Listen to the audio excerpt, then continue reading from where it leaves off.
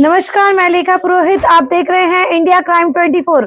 आगे बढ़ते हैं आज की ताजा खबरों की ओर। बिना ब्याज का फंड ला सकते हैं SME IPO के जरिए। इसमें हमारे स्पीकर आ रहे हैं, एक CA पंकज खेतान और CA पार्वती मूर्ति, जो कि assistant vice president NSE action की, वो आ रही है हमारे यहाँ पर। एक हमारे गुरुजी हैं डॉक्टर गिरीश आहूजा, जो कि इनकम टैक्स के गुरु कहलाते हैं पूरे देश में, चार्टर्ड अकाउंटेंट है, बहुत ही नामी और बिल्कुल ख्याति प्राप्त वो है वक्ता है। वो इनकम टैक्स पे लेंगे। जो नया कानून आया इनकम टैक्स का 2025, उस कानून के बारीकियों के बारे में हमारे मेंबर्स को बताएंगे। फिर नेक्स्ट भी हमारा आर्टिफिशियल इंटेलिजेंस फिर सेशन है, उसमें हमारे आनंद प्रकाश जहांगीर आएंगे बेंगलोर से। इनकम टैक्स पीयूष हाजिर आएंगे। GST पे फिर दोबारा विमल जैन जी आएंगे। और एक MSME, आज ये जोधपुर से MSME का गढ़ है, यहाँ पे हैंडीक्राफ्ट का भी काम होता है, बाकी भी, और पूरे राजस्थान में MSME ही हमारा बहुत बड़ा प्ले कर रही है। तो जीबी मोदी जी जो बताएंगे जोधपुर में या राजस्थान में MSME के अंदर क्या संभावनाएं हैं और चार्टर्ड अकाउंटेंट प्रोफेशन MSME को कैसे आगे बढ़ा सकता है। अगेन टारगेट वही राष्ट्र का विकास और भारत को विकसित राष्ट्र बनाने में मदद करना। उसके बाद में विजय मंत्री जी आएंगे, जो आज stock market, although it is not perfect mirror of the economic condition of country, but एक छोटा पैमाना जरूर है कि स्टॉक मार्केट से ये देखा जाता है कि क्या देश में क्या चल रहा है, कैसा देश प्रोग्रेस कर रहा है। तो क्या हमारा निफ्टी जो है 2 लाख टच कर सकता है अगले 10 सालों के अंदर। इसके बारे में व्याख्यान देंगे विजय मंत्री जी, बॉम्बे से आएंगे। इसको ये 50 साल शुरू होने वाला हो चुका है, तो इसके उपलक्ष्य में भी हमारे बड़ी उपलब्धि है कि 50 वर्ष में इतना बड़ा आयोजन कर रहे हैं, जिसमें देश भर के CA आएंगे और पार्टिसिपेट करेंगे। सर, अगर हम बात करते हैं चार्टर्ड अकाउंटेंट की, तो उस प्रोफेशन की सबसे खास बात ये होती है सीखना, भूलना और पुनः सीखना, लर्न, अनलर्न और रीलर्न। क्योंकि एक्ट क्या होता है, आज जैसा एक्ट है कल वो चेंज हो जाता है, फिर अगला एक्ट वापस नया आता है, तो हम सीखते भी है, भूलते भी और नया सीखते भी है।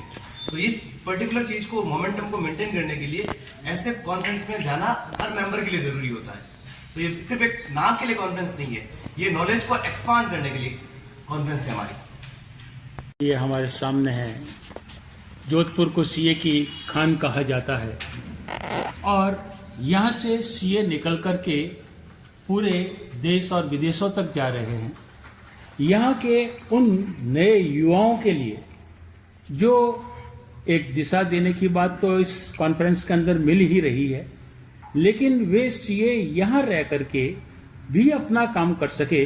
उन युवाओं के लिए जो बुजुर्गों का आशीर्वाद जिस तरीके से मिल सकता है, वो कैसे आप तय करेंगे? आपने बहुत अच्छा सवाल किया। देखो, मैं उस पर नहीं जाऊंगा कि हर आदमी का अधिकार है कि उसको कहाँ जमना है, परंतु मैं आपको 2 उदाहरण देना चाहूंगा राजस्थान के परिप्रेक्ष्य में।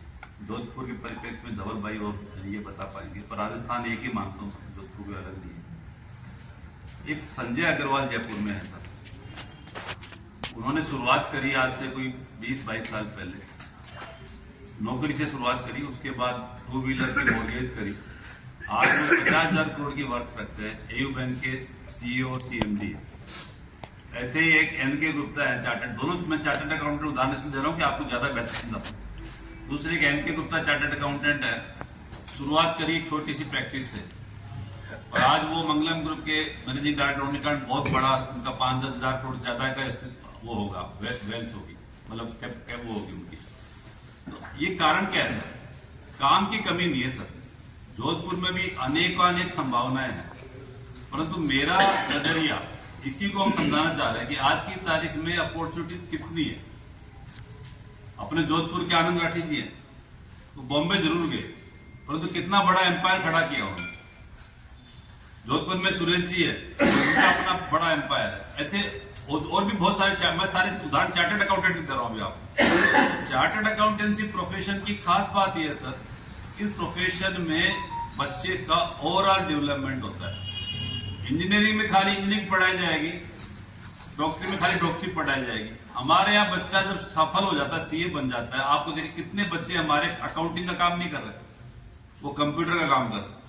कितने बच्चे जो CA बनने के बाद, किसी कंपनी में जाने के बाद में सिस्टम ऑडिट का काम कर रहे हैं, कितने बच्चे टेक्नोलॉजी का काम कर रहे हैं, AI का काम कर रहे हैं। तो हमारा बच्चा जल्दी चीजों को ग्रहण करता है, सीखता है, उसको इम्प्लीमेंट भी अच्छा करता है। तो ये हमारी खास बात है प्रोफेशन की। ओवरऑल ट्रेनिंग बहुत बढ़िया है, तो इसलिए हमारा बच्चा कभी फेल तो हो नहीं सकता। उसकी मर्जी है कि उसको बॉम्बे रह के काम करना है, जोधपुर रह के काम करना है। जोधपुर में भी अनेकानेक संभावना है और ढूंढने की और उसको पीछे लगने की जरूरत है। कोई कमियां नहीं है यहाँ पर।